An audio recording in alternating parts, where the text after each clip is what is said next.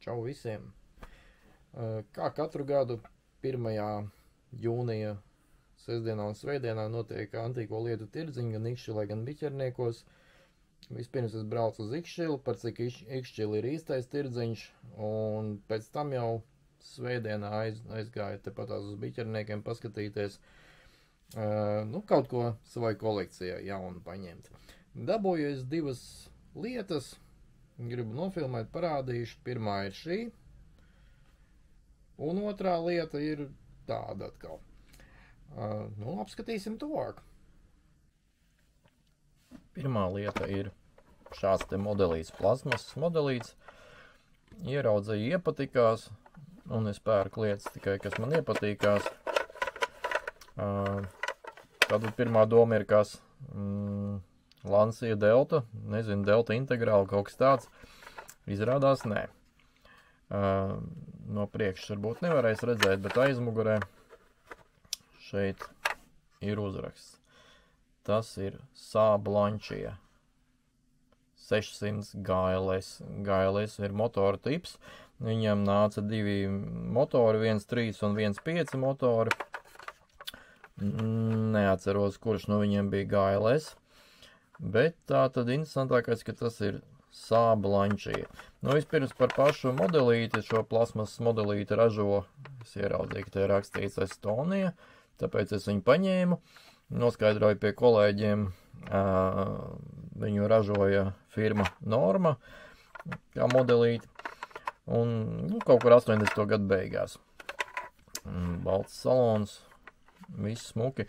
Saab kopā ar Lanciju mēģināja izveidot lētu mašīnu, jo viens modelis jau bija novecojis un gribēja izlaist kaut ko citu un vienkārši tika pārlīmēts bļitkas, tā kā tagad Krievijā notiek ar Moskviču un Volga, kur uz džaku mašīnām un vēl kaut kādām ķīniešu mašīnām tiek uzlikts cits zīmola nosaukums, tāpat tās Saab izdarīja ar šo te Lanciju. Visu sarunāja, un tagad tā bija Saab Lancia. Tika prezentēta kā ģimenes mašīna 79. gadā, bet darbojās ļoti īsu brīdi. Viņi tika izlaista tikai no 79. līdz 82. gadam, un izlaida tikai apmēram 2000 modeļu. Neviens nezin, cik precīzi. Kāpēc? Tāpēc, ka viņa sarūsēja. Pretrūsas apstrāde nekāda nebija taisīta, un Ziemeļa Eiropas apstākļiem mašīna vispār nebija derīga nekādi. Un ja viņi paspēja tik īsā laikā konstatēt, ka mašīna nav braucama, viņi tā kā biodegradējās, dēļ tā, ka sarūsēja kuzovs, tad ko vēl vairāk. Un tāpēc šīs modelis Saab Lancia 600 skaitās kā viens no retākajiem youngtimer kolekcijas priekšmetiem, jo viņus nevar atrast, jo viņu vairāk nav. Maksimālais ātrums tādam ir bijis 160 km/h, pātrinājums 12 sekundes. Lancia Delta, tātad ir pamatā, un pati plate, uz kā tika taisīta Lancia Delta, ir no Fiat Ritmo. Tas ir par pirmo pirku, un vienkārši likās interesants, tāpēc, ka ražos tepatās kaimiņos, Norma, Estonija. Kolēģis no Scale Models Collectors Group no Igaunijas man parādīja, ka viņam ir kaut kādas 5, 7 visdažādāko krāsu un nesaskrāpētas not played stāvoklī tādas, un viņam bija vēl citas no Normai tieši. Man ir viena, ar to arī būs labi. Pāriem pie nākamā. Nākamais ir šāds te Skārda modelis. Pat cik es pēdējos pāris gadus krāju Skārda modeļus, vislabāk es pērku, protams, Japāņu modeļus, bet Japāņu modeļus nevienmēr var atļauties, bez tam Japāņu skārda modeļus mazie ved Latvijā, bet pārstāvēta ir Ķīna. Red China periods, jeb sarkanā Ķīna, jeb Ķīna līdz pat 80. gadu beigām. Es viņu paņēmu tāpēc, ka bija kastītē. Visā tirdziņā gan šogad, gan iepriekšējos gadus šādas te mantiņas mētājās vienkārši kastēs zem lietus, salauztā stāvoklī pa diezgan lielām cenām, bet šeit dabūju pa salīdzinoši demokrātisku cenu kopā ar visu kastīti.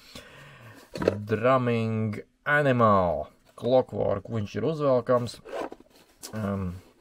Collectible item.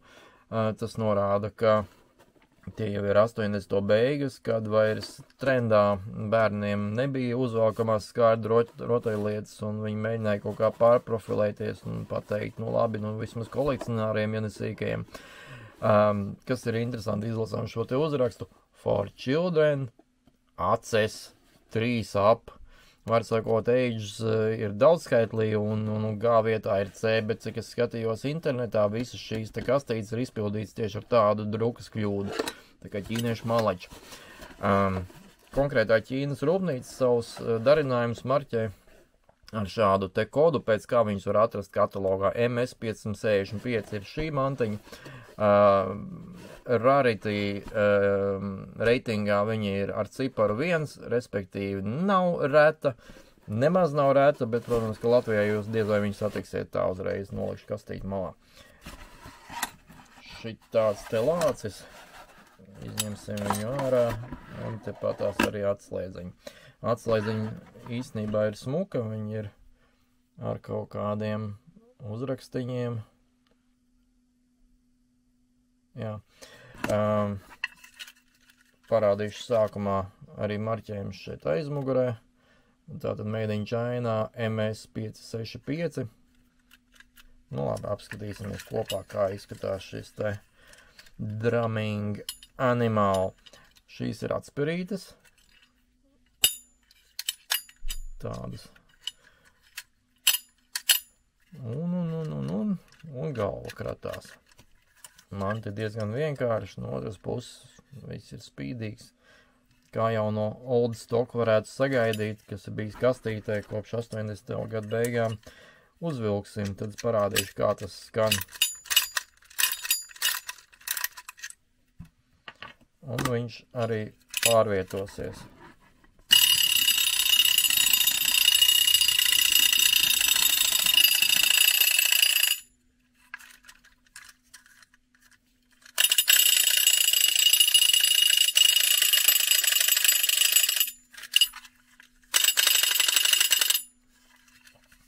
Priecēju, ka labā stāvoklī viss ir komplektā un ar kastīti.